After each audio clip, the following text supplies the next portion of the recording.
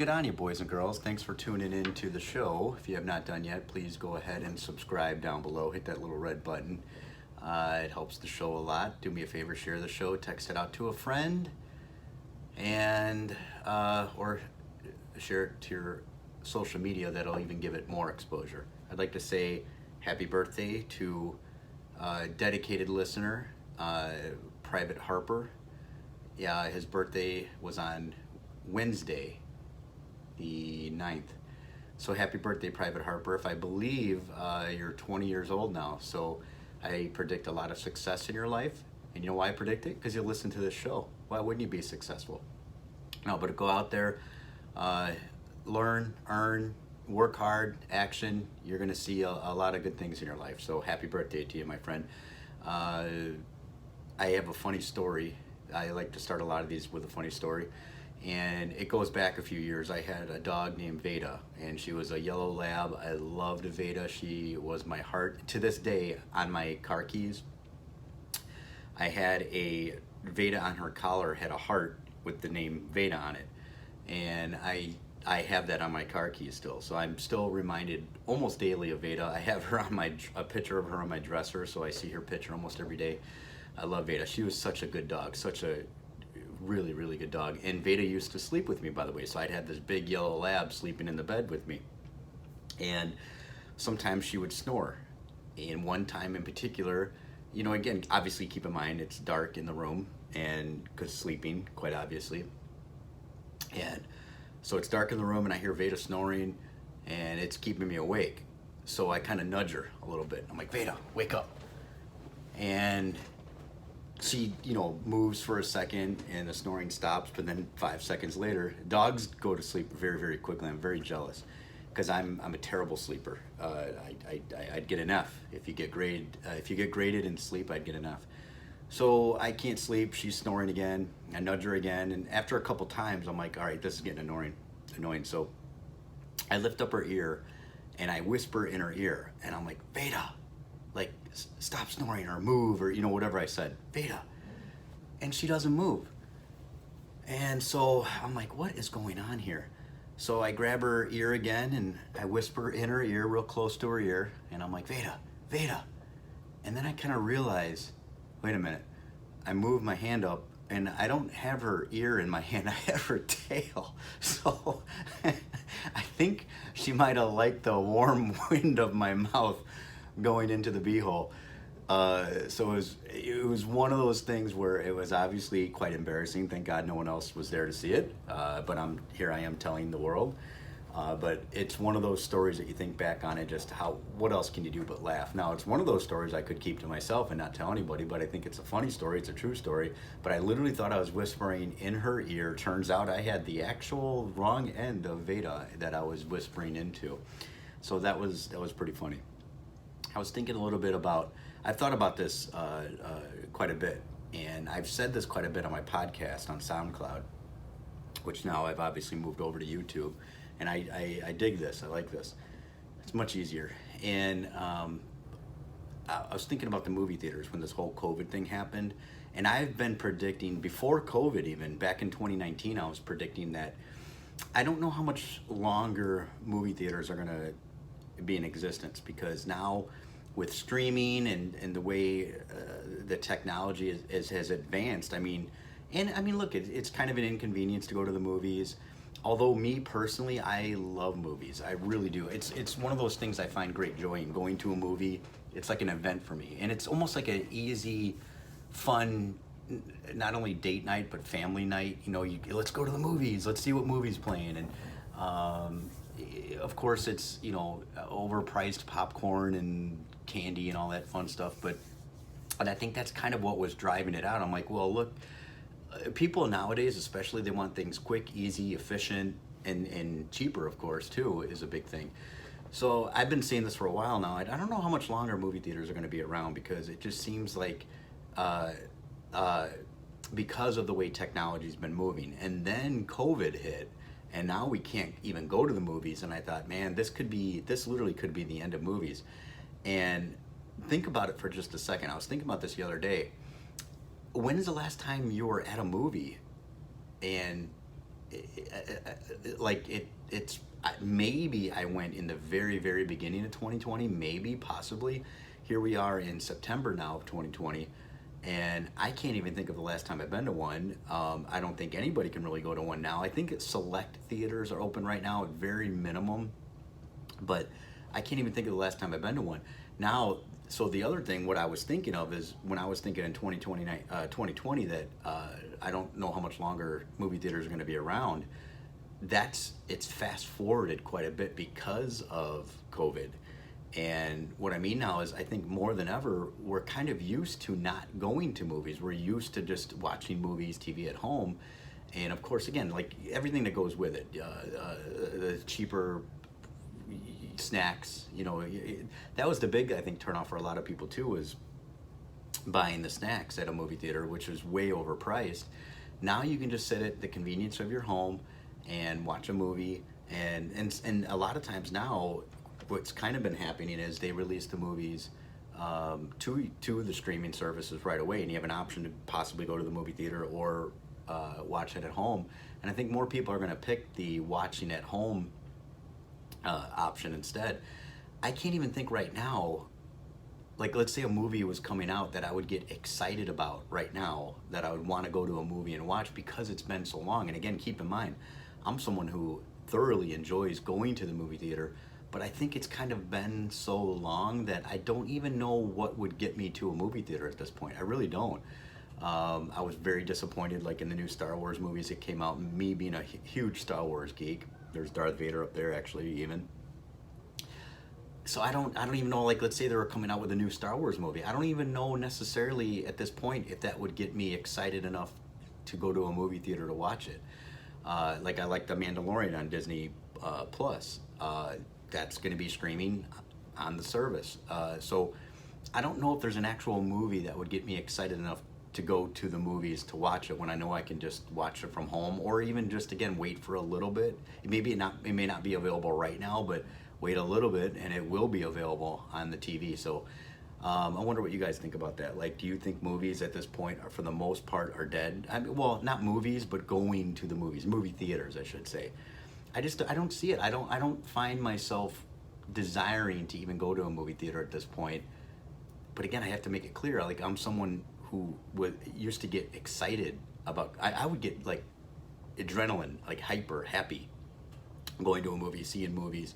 There were some, not often did I do this, but there were some points where I would I would watch a movie and then immediately go right into another movie, and I'd watch 2 movies in a day. And one time, I think maybe 1 or 2 times I did it like 3 movies in one day at the movie theater. I mean, very, very excited to watch movies. And now, like I said, I can't think of a movie that would get me excited enough to where I feel like I have to go to the theater to watch it.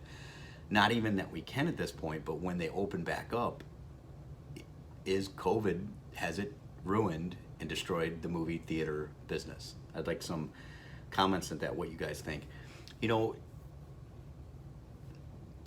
I would like everyone, including myself, but it's something I work on quite a bit, and I think I deliver the goods most of the time when it comes to this, but like we gotta have fun in life, especially when it comes to things that we can't control. As an example, I'm bringing up COVID. It was roughly about 2.5 months where I wasn't even allowed to go to work, as I'm sure a lot of people listening, that was the case. And working at home is not as fun as I thought it was going to be. It's not as rewarding as I thought it was going to be. And plus, it changed my pay structure. There was a lot of things with it. So then, going back to work was very exciting. Now that we're back to work, there's a lot of, there's CDC guidelines that we have to adhere to and follow. And I'm bored with it. Like I said, I would do anything it took to keep the place of business that I go to open and where I can produce, and a purpose. You need a purpose, right? So one of the things is, we have to wear a mask everywhere we go, of course. If we're in common areas, if I go to my office, I can take the mask off and it's all good. But one of the things we have to do every time when we come in, we have to get our temperatures taken. And so it's a little bit of like an inconvenience, but at the same time, I'm like, all right, well, we have to do it. So if we have to do it, it has to be documented. How can we make this fun? And I'm always thinking like that. There's some things in life where you just have to do and you don't have an option. You have to do it. So you can do it and choose to be miserable, or you can do it and choose to make it fun, or be happy about it. I choose, for the most part, the things that I have to do, the things that I can't control, but I know that I have to do them. I think it's a better idea to have fun with it. So what I try to do every day when we have to get our temperature taken, first of all, I kind of make jokes about, does it have to be anally? That's a joke, obviously. And then I try to guess the temperature. So as they're putting the thing up against my head, I try to guess the temperature every day. And I'm usually wrong, but not wrong by much, I can tell you that. I'm usually 97 point something, so it's always the point something that I might be a little off on. And it makes it a little fun. And then I've changed it into, I want to know everybody's high score. I want to know who had the high score. So that becomes like an obsession of mine. So I go around asking, like, what was your score? What was my score? So I don't call it like temperature, I call it score. My score was this, what was your score? You got high score, you beat me today. And that, again, that makes it fun. So try to take things in your life that you have to do, that you don't necessarily want to do, but it's something that it must be done. There's no way around it. So if you have to do it, instead of choosing to have to do it, which you have to do, instead of choosing to do it and be miserable, choose to do it but be happy. What are ways you can make it fun? Like, as an example, let's say you have to wash the dishes. You have to do the dishes, for example. You can let the dishes just build up and get scummy and get dirty. That's nasty. Or you can say, well, I got to do the dishes. How can I make the dishes fun? Again, popping a loud music and just dance while you're doing the dishes. Like, quite literally, shake your butt while you're doing the dishes. Listen to a podcast, something like that. Like, sing stupid songs, sing as loud as you possibly can. Just have fun doing the things you don't want to do. Instead of complaining that you have to do them. You have to do them. That's already a given.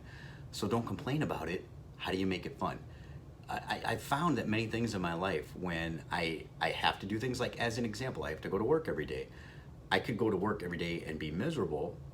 That's a choice. Everything's a choice. I always talk about that. I choose to go to work and have as much fun as I possibly can. And the ironic thing about it, I work in sales. The times that I'm having the most fun and goofing around the most and have my mindset accurately, I'm banging out sales like crazy. And the funny thing is, I have I don't know if I want to call it necessarily unique approach to selling, but the way that I sell is to not sell. And I really do mean that. I don't try to sell anybody. I just try to have fun with the person. I try to build rapport with the person, and just, it becomes like a connection. And the more I do that and the more fun I have, the more sales I make. Now, I think if I was focused more on the money aspect of it, and having to sell this person, which I never try to do, I don't really feel like I sell anybody. I just have fun with the person, and then they buy. But if I was focused on the money or making the sale, I don't think that would be very effective. I don't think that would be the best way to go about it. So try to think of things in your life where you have to do them. So instead of complaining about them, how can you make it fun? I talked about, I think it was on episode 2, I want to say, that of this new YouTube show that I'm doing. And I talked about matching things, like taking something you like and then hopefully matching it up with something that you like as well, so you can enhance the experience. But at the same time, what you can do is take something you love and match it with something maybe you're not necessarily excited about. Like, let's take I'll give you an example. Like, my wife, for whatever reason, hates folding laundry. Now, me, I don't mind it. Now, it's not an activity that I'm actually excited about, but when I'm folding laundry, I'm usually listening to either music I like or like a podcast that I'm really interested in. So I'm matching something that I don't necessarily, that I love, match with something that maybe I don't necessarily like, but I know it has to get done. So how can I enjoy the experience? So instead of just sitting there folding clothes and being miserable and complaining about it, that's a choice, right? We could do that if we want. But how can I make this a somewhat enjoyable experience? Well, I can listen to a podcast while I'm folding the clothes. That way my mind's kind of more on the podcast and not necessarily on folding the clothes. And then you're actively getting something done, but at the same time, maybe you're learning something because of what you're listening to, you're educating yourself, or you're just being entertained, right? You could sing, you could dance, you could open up the drawer, and then how you roll your socks up into a ball, and you could play basketball and throw the socks into the dresser. that could be, see what I mean? Like, how can you make this an enjoyable experience? We already know we have to do it, right? So the first choice is you can just not do it, let the clothes build up. That's not a great option though, right? So you know you have to do it. How can I make, just ask yourself. A lot of things come from questions. I'm gonna do a show on that one day, about like just the questions you can ask yourself to enhance your life. In fact, I should write that down. That's not a bad topic idea. But it does come from that. Like, okay, I know I have to do this, so how can I make this an enjoyable experience? Or what can I learn from this? Or what can I get out of this? Or what can I do to make this a more pleasurable experience, right? Ask yourself those kind of questions and then act on it. And then you'll see it's not as bad as you probably thought it was. In other words, all this negativity you're building up, this self-talk you're doing, maybe talking yourself out of it, maybe change it around a little, flip that script a little bit. How can I make this enjoyable? How can I make this fun? Knowing that I have to get it done, let's rock it out. Let's have a good time. How can I do that? And then things just start coming to you. What do you like to do, and match it with the thing that you have to get done. Not bad, right? I've talked often about, and I feel so strongly about this that it's worth mentioning it again. A lot of things, again, we're on the podcast, but now I'm starting a new show, so I might bring some of the information back over to here. New audience, new information, new device. Hello. Subscribe to the show below and text it out to a friend. Go ahead, do that, please. Exceptional customer service, and the thing is how exceptional customer service can lead to job opportunities or advancement in a job you might be in. I'm so strong, I feel so strongly about that, because I think what happens a lot of times, and I see this all the time, when you have like bad customer service, watch how that affects you. When you get like someone who's rude to you and you're like, wait a minute, like I'll give you an exact example. I have this spot on my arm. Now I got one arm that I have like tennis elbow that I know I have to get addressed because it's not healing. And then I've got another, on my other arm, I have a small, little tiny scab, I guess you could call it. It won't heal. It's been there for months. Now, I've had cancer before. I've never had skin cancer. I'm not saying that this is skin cancer. I'm hoping that it's not. But it got to a point where I'm like, okay, this has been here for a long time. And then it's itching too. And then so I looked it up. I remember I Googled, does skin, and I think I typed in C, does skin see? And then it automatically came up, does skin cancer itch? And I'm like, whoa, like Google is reading my mind. So I thought, okay, I should look into this, because it's been months that it's been there and it's a little concerning. And so I look up this place, I call this place, and they were rude. And it was really odd, because I'm like, I'm calling to make an appointment to possibly get my possible skin cancer. I'm not saying it's skin cancer, but it could be. I'm a little concerned, not scared, but I'm a little concerned. I want to get it checked out. And the lady just had terrible customer service. Now, I'm still going there, but I can tell you, I'm very turned off so far by it. I'm not really happy about the place that I'm going to. Now, I'm hoping when I get there, I'm going to get a different experience. But as of right now, I'm tempted to. I'm very close to possibly going somewhere else. See what bad customer service can do. Like, I mean, think about it. I'm going there. I'm going to spend my money for something that I need to get done. It shouldn't be an unenjoyable experience. They should be pleasant. They should be empathetic. And they should know that, right? This is an issue that could, I'm not making more of it than it is, could potentially be serious. So you got to have a good bedside manner when it comes to things like that. But that's how you should handle customer service, in that way, in all things. You're going to see, you're going to build your business. It will lead to possible job opportunities, and certainly advancement in the job that you're at. The owners, the managers, they see that. They see people who treat the customers with respect, who rock it out. You should see me, like, it's very easy to disengage an enraged customer, let's say, for example. And one of the ways to do it is just taking responsibility. Let's say you do something that maybe you shouldn't have done, or you drop the ball. A lot of people will lie about it. Oh, it's not my fault, I didn't do it. What I always do, even if it's not my fault, I take responsibility for it, and I let them know. I let them know there is no excuse. I had an exact situation.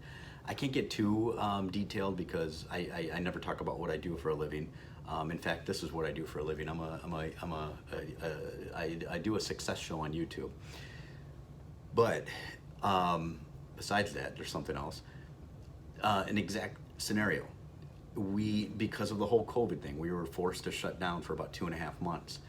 And we have clients that depend on us. And I'm not going to go into detail, of course, but now when we got back, we called all of the clients and we booked them and we had them coming back in for the things that they need done from us, and required type servicing and so on and so forth. And somehow, some way, one didn't make the list, and she called and she complained, and now I didn't look at it as a complaint. Now, see, some people would look at it and go, oh, why'd she have to do that? Why'd she have to throw us under the bus like that? I didn't look at it like that. I thought, my God, we failed that client, and we did. And I called her and I took full responsibility for it. Now, just keep in mind, it wasn't necessarily me, although again, I took responsibility for it. There was other hands involved. But I didn't say, well, you know what, it was Bob over there. Bob's the one who dropped the ball. It was Nancy over here. She didn't do what she was supposed to do. I didn't do that. I told her right on the phone. I said, I apologize. There's no excuse that I can give you that is valid. I dropped the ball. I should not have dropped the ball. I apologize. Let's get you in here right away. Let's take care of it. And and she was so nice about it. But I think if I would have called her and tried putting off the responsibility on somebody else, if I would have said it was somebody else's fault, and I didn't do that. I called her immediately and truly, sincerely apologized to her, let her know that I dropped the ball. It was my fault. I'm going to make every effort to make sure something like that never happens again. I told her I have no excuse for something like that happening. But see how can that can disengage people. Think about that, things like that in your life. Like, just taking responsibility is such a huge thing, and I think that's what's lacking a lot in society right now. People do not take responsibility. Even necessarily, you should take responsibility for your own actions, of course. People don't even do that, But think about how fast and how quick and easy it is to just, it's your fault. I can tell you, I used to live my life like that many years ago. And it wasn't until I decided I'm going to start taking responsibility for the results that I'm producing in my life, even if it's necessarily not a fault of my own. Like, for example, you might be late for work because there was a train, but it's your fault. You should predict things like that. In other words, you shouldn't, let's say you start work at 10 o'clock, you shouldn't make it where you're showing up at 9:59. You should give yourself that time frame. There might be traffic, there might be an accident, there might be things that are, and look, by the way, if I'm late in a year, it takes me 1.5 hours to 2 hours to get to work every single day. I plan for that, okay? I might be late once or maybe twice in a whole year, okay? Circumstances that truly are out of my control, but here's the thing. Nobody faults me for that because it's only like once or twice in a year, and it's something like it's a really bad accident or kind of thing, and I just truly can't get around it. But it's rare. It's not like, I know people that let's say, for example, I work with, and they live 10 minutes from the building, and they're late every day. I live up to 2 hours away, and I might be late. And when I say late, I might be 5 minutes late, maybe twice a year. See what I mean? You have to build a reputation. You have to take responsibility. I know that I live a distance away, and there could be bad traffic, so I plan ahead for that. You have to live your life like that. You have to live your life by taking responsibility. And then again, even if it's not necessarily something that you did, something that your fault, what is that going to do? Let's say you want to fight. You're like to argue. Wouldn't you rather live in peace? Is it always about pleasing your ego? Do you always have to sit there and be right so that you can walk away going, well, I won that argument, but now that other person hates me? Is that really worth it? When sometimes, I'm not saying you should let yourself get stepped on. That's not what I mean.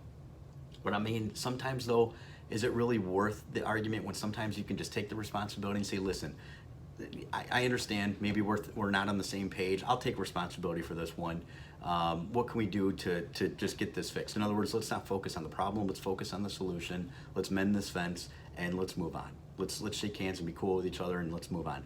Isn't that a better approach to like, well, no, you dropped the ball. It's your fault. It's your fault. Think about that. Think about that. Someone thinks it's your fault. You think it's their fault. and you guys are going at it. But if you just immediately kind of say, you know what, I'll take responsibility for that. That's my fault. I shouldn't have let that happen. It disengages the situation. Now you can move on. But like I said, that doesn't mean be a punching bag.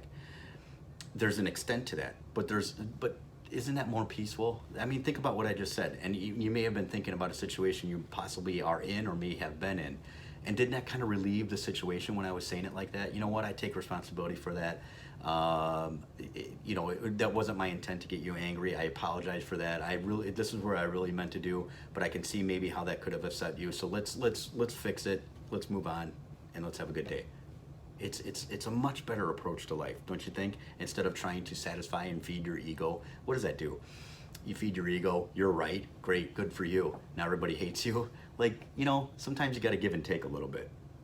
But yeah, learn how to deflate situations. You're going to have a much better life. And then the last thing I want to cover is deadlines. A lot of times when you're setting a goal for yourself, so many people I know, they set goals, but then they don't take action towards it, that's ridiculous. But then they also don't set deadlines for themselves. In other words, they keep it completely open-ended. Deadlines actually motivate you. So if you say, for example, look, I'll give you a very good example, and I hate to call out the women on this, but this is mostly women. I hate to generalize, but this is mostly women, where all of a sudden the wedding date is set, right? What do women do? They lose a massive amount of weight. There's a deadline. They want to look good for the wedding pictures. They want to look good in their dress, right? But because it's a deadline, now they have a deadline. So when you're setting goals, don't just set a goal.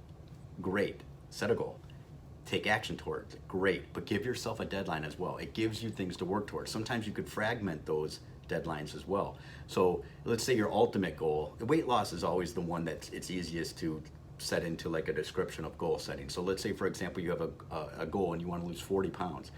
You don't just say, I want to lose 40 pounds and that's it. You just want to lose 40 pounds. But what you could say is, I want to lose 40 pounds by whatever the appropriate date might be. Do it safely, of course, but I want to lose 40 pounds in 4 months. So that's 10 pounds a month. I'm not even saying that's appropriate, do the research, but whatever is appropriate.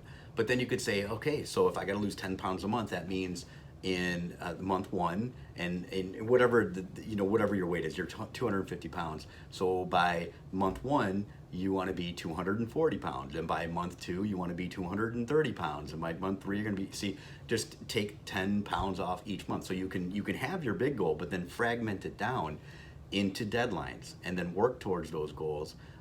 Reading a book, I want to read this book by this date, and that means I'm going to read this many pages a night or this many pages a week. Fragment your goals, set yourself deadlines, and then watch how fast you can actually advance your life and move your life forward. So like I said, my friends, do me a favor, subscribe below, text the show out, share it with a friend, get it to your social media. That means a lot to me. And comment below. I love reading your comments. So with all that, have a magical day and enjoy your life.